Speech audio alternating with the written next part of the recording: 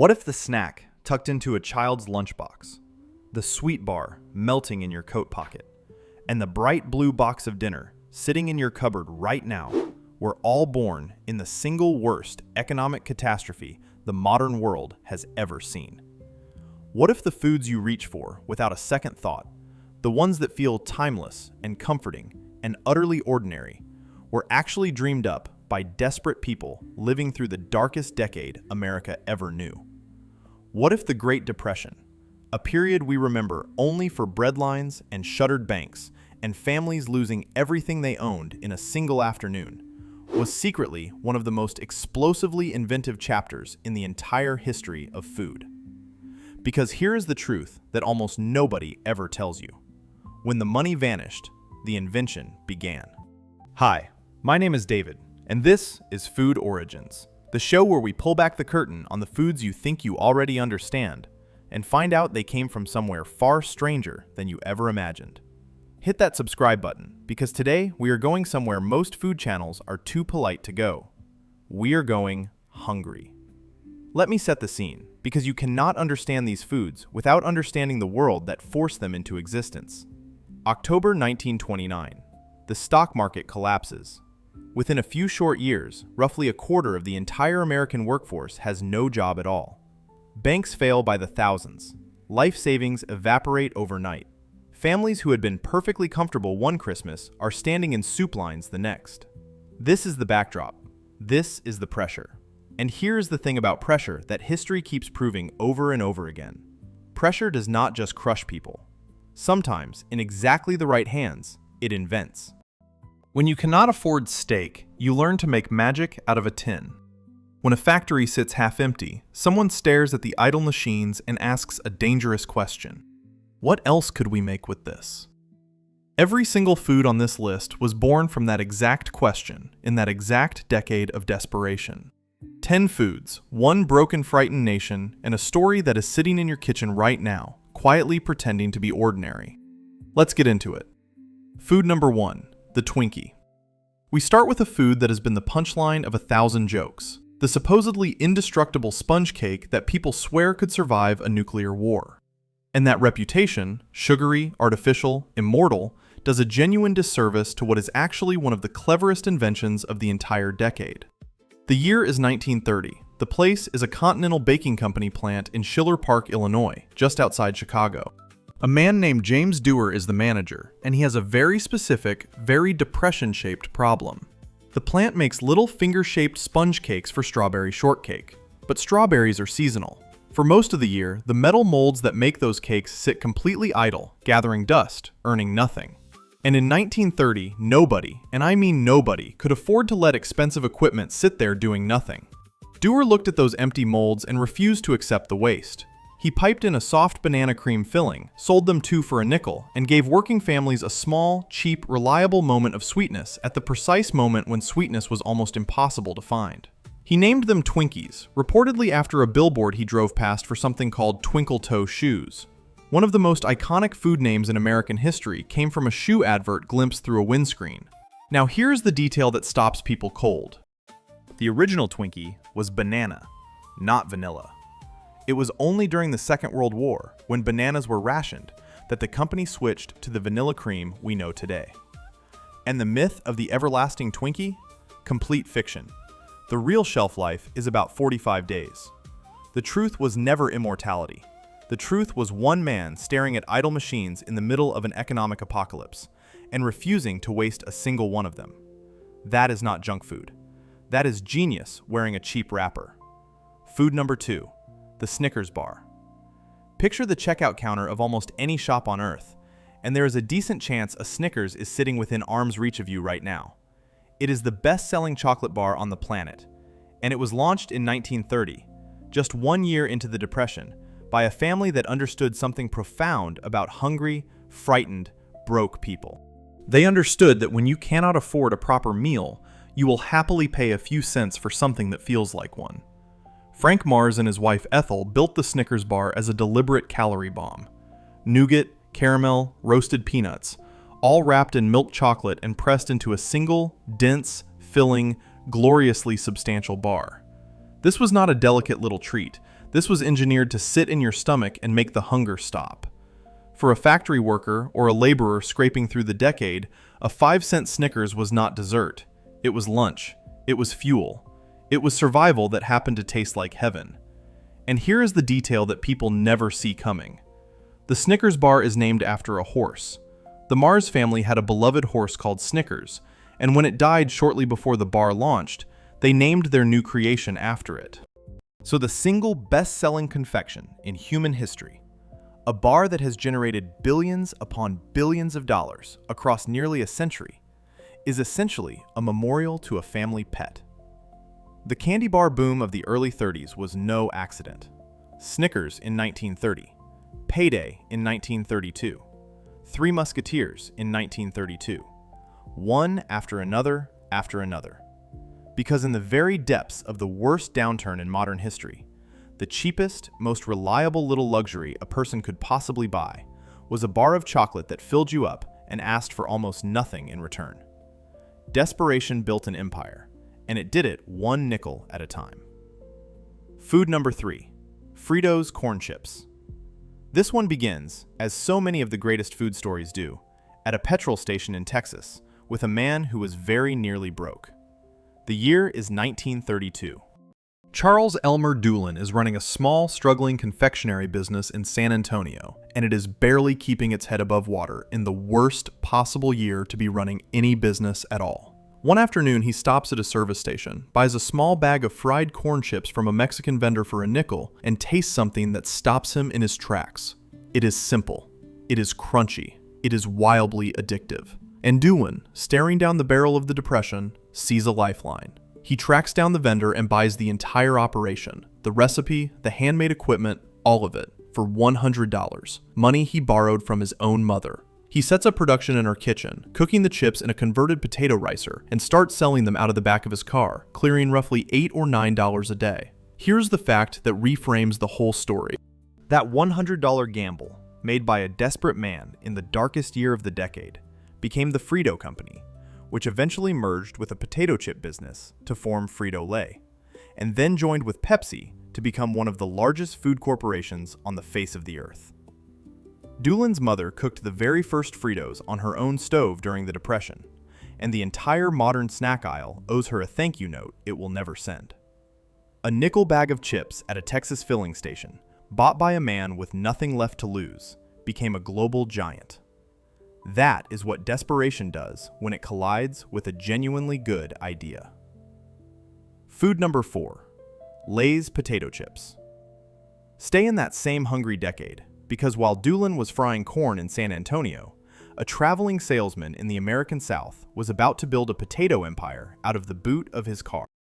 His name was Herman Lay, and in 1932, the same year Fritos was born, he was driving across the South selling potato chips for another company, delivering them to shops from town to town, region to region.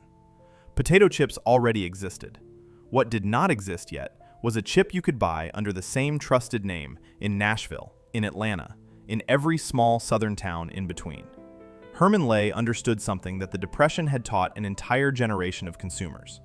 When times are hard and money is desperately tight, people cling to the brands they trust. They want to know that the nickel they can barely spare is going to buy the exact same thing it bought last week. So when the company he worked for ran into trouble, Lay bought it out and stamped his own name on the bag. H.W. Lay and Company. Here is the part that matters. Herman Lay built one of the very first potato chip brands ever to be mass-produced and distributed across a huge region of the country, and he did it in the teeth of the Depression, out of a car, one shop at a time, on the back of nothing but relentless door-to-door hustle. The chip in your hand today, the one you absolutely cannot eat just one of, carries the name of a salesman who turned economic collapse into a distribution machine that eventually fed the entire nation. Sometimes, invention is not a new recipe at all. Sometimes it is simply a man who refuses to stop driving. Food number 5, Kraft macaroni and cheese. If any single food deserves to be called the official dish of the Great Depression and everything that came after it, this blue box is it. Kraft introduced its boxed macaroni and cheese dinner in 1937, near the tail end of the decade, and it was a work of pure economic genius. The pitch was devastatingly simple. Make a meal for 4 people. in 9 minutes for 19 cents. Read that again. A family of 4 fed for 19 cents. In a decade when that one sentence could be the difference between a child eating dinner and a child going to bed hungry, that was not a convenience. That was a miracle in a box. The idea, according to the enduring story, came from a salesman who started attaching packets of grated cheese to boxes of macaroni pasta and selling them together as a pair. Kraft saw the potential, put the two together officially, and sold 8 million boxes in the very first year alone. 8 million. In a country that was flat broke. Here is the detail that seals its place in history. When the Second World War arrived and rationing kicked in, Kraft dinner became even more essential. A single ration coupon could get you 2 boxes, and families leaned on it to stretch their precious meat and dairy rations as far as humanly possible. It was cheap, it was shelf-stable, it filled bellies, and it asked almost nothing of a household that already had almost nothing to give. Nearly a century later, that same blue box is still one of the most recognizable products in any supermarket on Earth. It was born as survival food for a broke nation, and it never once stopped being exactly what it was designed to be. Comfort for pennies, when comfort was in desperately short supply. Food number 6, Ritz crackers. Now this one is my favorite kind of depression story, because it is not really about scarcity at all. It is about the illusion of luxury, sold to people who had none. Nabisco launched the Ritz cracker in 1934, right in the middle of the decade, and the entire concept was psychological brilliance. The name says it all. Ritz, as in the Ritz Hotel, as in wealth, glamour, elegance, everything the average American in 1934 absolutely could not afford. Nabisco understood that people who had lost everything still wanted to feel, just for a moment, like they had something. So they created a buttery, rich, delicate little cracker, packaged it to look genuinely upmarket, and priced it so that even a struggling family could bring home a tiny taste of the good life for almost nothing. It was affordable luxury, engineered down to the last golden flake, for a nation that was starving for a little dignity. And it worked beyond anyone's wildest expectations. Within just 3 years, Ritz was the best-selling cracker in the entire world. But here is the detail that I find genuinely delightful. On the back of the box, Nabisco printed a recipe for something called mock apple pie. A pie made with no apples at all, because apples had become too expensive. You made the filling out of Ritz crackers, sugar, and cream of tartar, and it somehow tasted convincingly like the real thing. Think about what that actually represents. A cracker pretending to be luxury, teaching families how to bake a pie pretending to be apples. The entire product was a beautiful, defiant illusion. And in the middle of the Great Depression, sometimes the illusion of plenty was the single most valuable thing a nickel could buy. Food number 7, the chocolate chip cookie. Take a moment and genuinely imagine a world without it. No warm cookie fresh from the oven, no cookie dough stolen from the mixing bowl, no chocolate chip cookie at all. That world very nearly stayed that way, and it was rescued right at the end of the Depression by a woman named Ruth Wakefield. The year is 1938. Ruth and her husband ran a small restaurant called the Toll House Inn in Whitman, Massachusetts. She was a trained dietitian and an extraordinary baker, and one day she set out to make a batch of chocolate cookies. The popular story goes that she chopped up a bar of Nestle semi-sweet chocolate and stirred the pieces into her dough, expecting them to melt completely and spread through the batter, turning the whole cookie brown. But they did not melt. They held their shape, softening into little pockets of gooey, half-melted chocolate suspended in a golden, buttery cookie. Ruth Wakefield had not made a chocolate cookie. She had accidentally invented the chocolate chip cookie, and the world would never quite be the same again. The recipe became so wildly popular that Nestle noticed, and the two struck one of the most famous deals in all of food history. Nestle got to print Ruth's recipe on the wrapper of its chocolate bars, and in return, Ruth reportedly received a lifetime supply of Nestle chocolate. Nestle started scoring its bars to make them easier to chop, then eventually just sold the chocolate in ready-made little morsels, and the chocolate chip as we know it was born. A Depression-era innkeeper, working with exactly what she had, created what is now the single most beloved cookie on the face of the planet.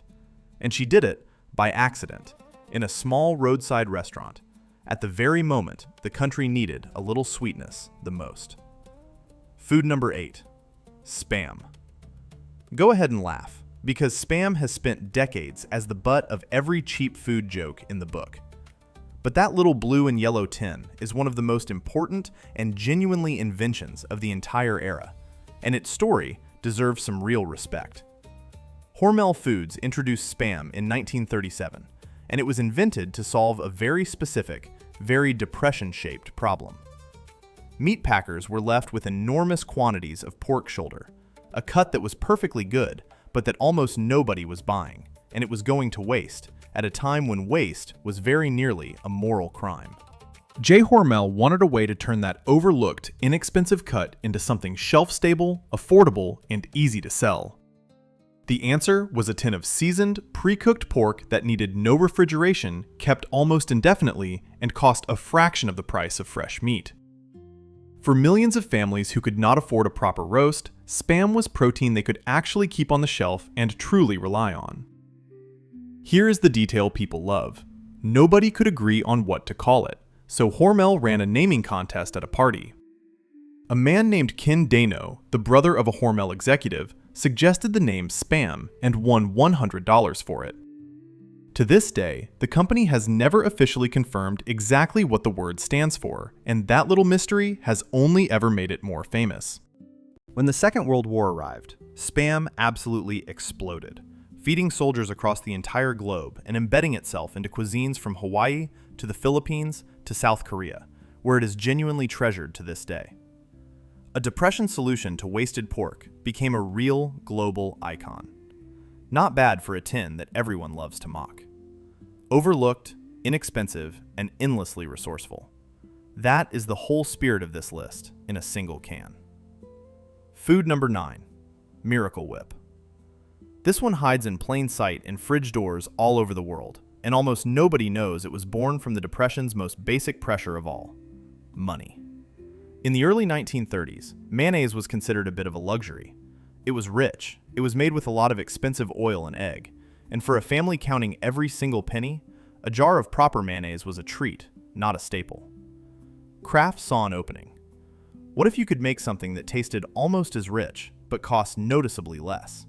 Their answer was Miracle Whip, and they chose the perfect stage to unveil it. Kraft launched Miracle Whip in 1933 at the Century of Progress World's Fair in Chicago, a fair that was itself a defiant celebration of hope and innovation in the middle of the worst economic decade in living memory. Miracle Whip was a clever blend, part mayonnaise, part a lighter, tangier, less expensive salad dressing, whipped together into something creamy and sweet and instantly distinctive. It was designed from the ground up to be the affordable spread for people who wanted the richness of mayonnaise without the price tag that came with it, and it was an instant sensation. Families embraced it precisely because it let them feel like they were treating themselves while spending less. Here's what makes it such a perfect Depression invention. It was not created to be better than mayonnaise. It was created to be cheaper than mayonnaise while still feeling like a treat, and that single, humble, thrifty idea turned it into one of the best-selling condiments in America for generations. Sometimes, the most enduring inventions are not the fanciest ones at all. They are simply the ones that understood exactly how much money people actually had. Food number 10, Kool-Aid. We end with the drink that stained the lips of practically every child in America. And the reason it did comes down to one small, brilliant decision made in the very depths of the Depression. Now, I have to be honest with you, because honesty matters on this channel. Kool-Aid was technically invented a couple of years before the crash, in 1927, by a man named Edwin Perkins in the small town of Hastings, Nebraska. He figured out how to take a liquid fruit drink concentrate and turn it into a dry powder that could be shipped cheaply, packaged in a little envelope, and mixed with water and sugar at home. So the invention just barely predates the Depression. But here is why it belongs on this list, and why it belongs right near the top. Because Kool-Aid did not become a household name until the Depression, and that was absolutely no accident. It was a deliberate act of survival. When the economy collapsed, Edwin Perkins made a decision that most businesses would have been terrified to make. He cut the price. He slashed the cost of a packet of Kool-Aid from 10 cents right down to a nickel, roughly half, at the exact moment when families had almost nothing left to spend. And that single decision changed everything. A nickel was affordable even in the worst of times. A packet made a whole jug of bright, sweet, cheerful drink that could turn a bleak afternoon into something a child would actually smile about. Sales did not just survive the Depression, they soared straight through it. Perkins understood a deep truth. In hard times, you do not get rich by charging more. You survive, and eventually you thrive, by making yourself the one small joy that absolutely everyone can still afford. He later sold the company for a genuine fortune. A powdered drink, priced at a nickel out of pure Depression necessity, became one of the most iconic beverages in American history. Cheap, cheerful, and completely unkillable. 10 foods, 1 decade, and a truth that I hope you never quite managed to unsee. The Great Depression is remembered as an ending. The end of savings, the end of security, the end of a certain kind of American confidence. But look at what it also was. It was the beginning of the Twinkie and the Snickers bar. The beginning of Fritos and Lay's. The beginning of the blue box that has fed broke students and struggling families for nearly a century. The beginning of a cracker that sold luxury to people who had none. A cookie that happened entirely by accident. A tin of pork that quietly conquered the world.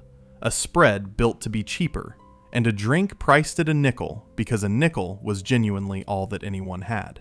Every single one of these was born not in spite of the hard times, but directly because of them. That is the thing about desperation that history keeps trying to teach us. It does not only take. Sometimes, in the right hands, at the right moment, it creates the very things we end up loving for the rest of our lives. So the next time you tear open a snack without a single second thought, remember that a great deal of what fills your cupboard was invented by people who had almost nothing and made something anyway. I'm David, and this is Food Origins.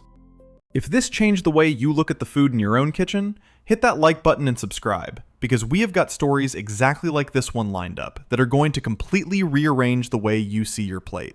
And tell me down in the comments, which of these 10 surprised you the most?